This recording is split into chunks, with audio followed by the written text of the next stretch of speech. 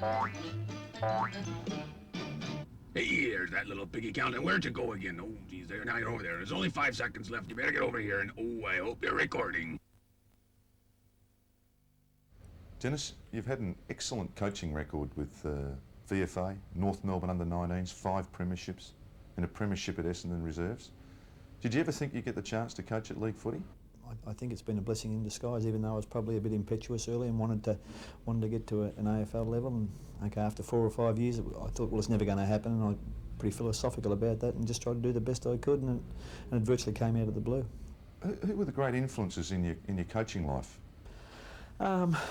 Ian Stewart influenced me a hell of a lot. He was a very good coach.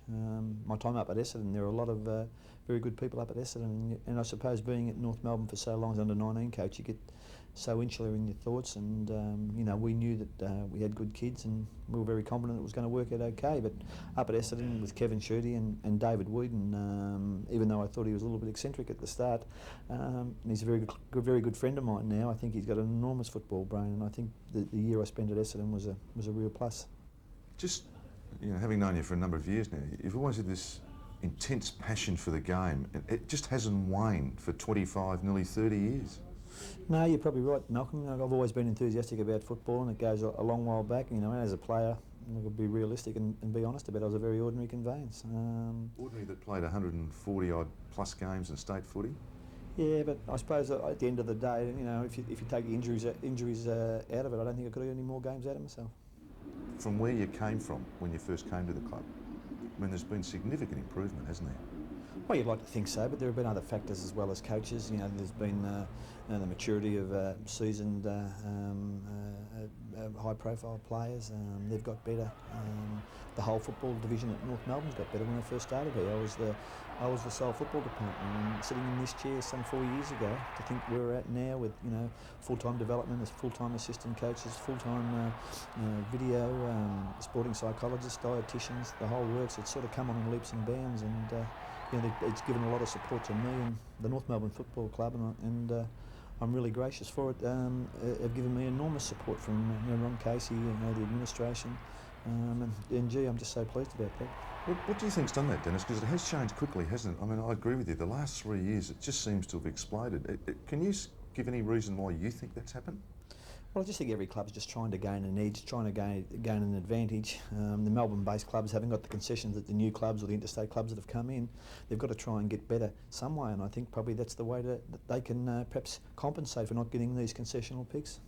Not to bring up a point that you mentioned before playing at Carlton last year, that to labour on it, but when you reported as saying that David Pagan was under pressure at Carlton if he'd lost that game, I mean, was it a bit tongue-in-cheek? It was a throwaway line to a certain degree. I never mentioned David Pagan at all.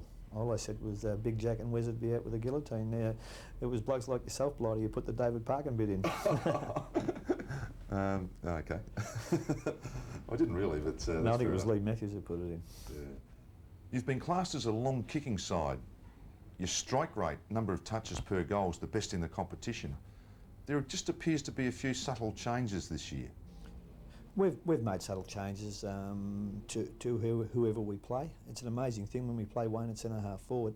Our players go to him all the time, doesn't matter where he is. Sometimes I could imagine he could walk off and get a cup of tea and they'd kick to him in the southern stand. That's just the confidence they've got in the guy, and obviously he's what we win by, and sometimes he's what we lose by. And you know, we've got to be smarter about it. We've got to make subtle changes.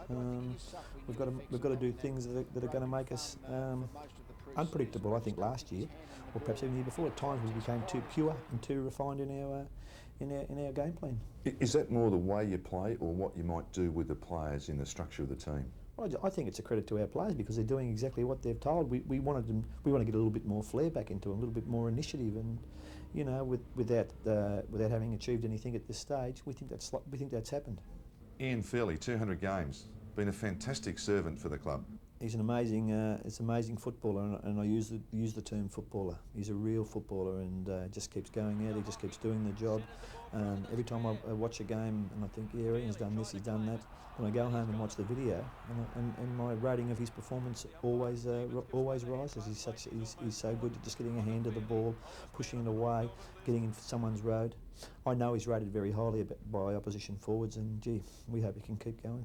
One of my favourite players at North Melbourne's Anthony Stevens. He just looks such a hard worker to me. It's enormous. You've only got to come to watch training on a regular basis. We've just got to keep pulling him up. He's just harder and harder all the time at the foot. He never stops running, and we did an exercise at training last night on the amount of ground that he covered and how many possessions he had. It was absolutely amazing, the result, and I think that, you know, a Thursday night training session, he'd go so hard and really cover so much ground, and you know, it's given us a lot of information that that really astounded us. Something we really got to look at and make sure we put him back into second gear at training some nights. Just, do you think you can develop that as a coach in a player? You know, that intense drive that obviously Stevens has got. Can you help that, develop that? What do you think? A fair bit of that's born. Yeah, I think the baggage the players arrive at an AFL club, I virtually think that's what they've got. You know, you can make marginal effects, 10% here, 10% there. I think you can change their decision making somewhat, but it's very hard to push that drive and determination. You've either got it or you haven't, I don't think. Now the Eagles at Subiaco. North haven't played there since '88. It's a long time. It certainly is. I haven't thought a hell of a lot about it, and it's amazing how we bring up statistics of what happened last time or the time before that, and really it's got nothing to do with what's going to happen this weekend. No, that's very true. But you've beaten them the last two games you played them at Princess Park and the MCG in the final last year. That's pretty good form against the Eagles. Well, gee, we rate them so highly. We'll respect for the whole structure at West Coast, and you know, we know it's going to be a hell of a battle, and we'll need to play pretty close to our best to be successful over there. North Melbourne, been there or thereabouts the last 3 years. What would be your deep down aspirations for North Melbourne this year? Well, I'd really like to finish in the top two. You know, we've sort of broken our season up, and our players have been pretty good in the aims and the goals that they've set themselves. You know, we're in a situation now. We want to get through to the bye, and then we'll assess it again from there. Yeah, it's been a great start to the season, Dennis. Good luck for the rest of it. Thanks, Malcolm. Appreciate it.